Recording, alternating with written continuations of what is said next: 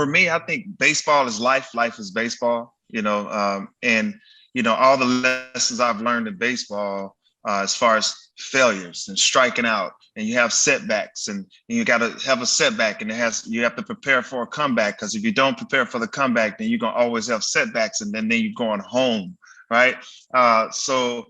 Just all the adjustments you have to make. You got one enemy out there. He has two nostrils just like you. He's human, but he's trying to get you out, and I'm trying to hit him out.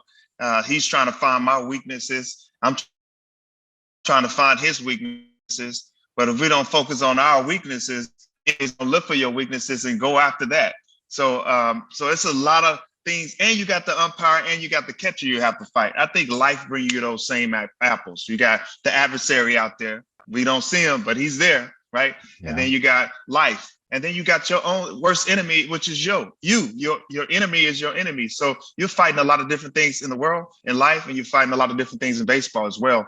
And so when you're out there competing, sometimes you're gonna fail, but you have to make sure in baseball you go sit on that bench for 2 innings, figure out what that enemy tried to do to you, and you make that adjustment just like that. You don't wait till the next day. You don't wait till the next week. You actually make that adjustment before your next at bat. You can sit and ponder, make adjustments, figure out what he's doing, and that's what we have to do. So same thing happens in entrepreneurship.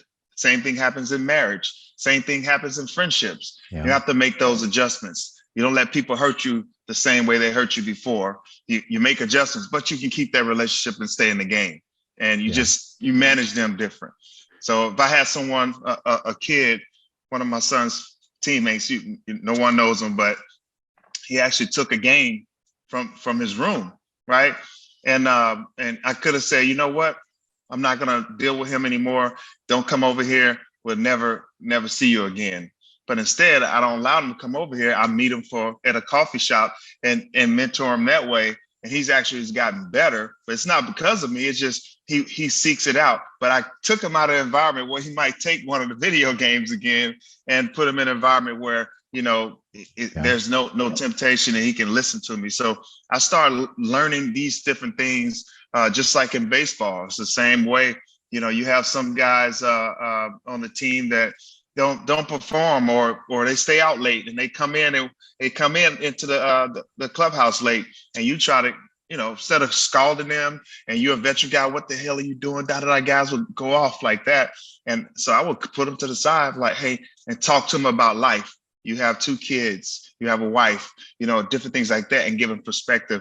And they look at it and they go, I never thought about that. You have to come, you represent more than just the game of baseball. You represent more than just the Minnesota Twins. You represent the last name on your back. You represent your community, you represent your kids, and you give them something to look at as perspective, a wider lens, opposed to just, scalding them, going off, and never giving them a why. And because if they showed up late and they stayed out late and they had come try to play a game and not perform, then it's a reason why. They don't know. So we have to give them some words of encouragement and some wisdom.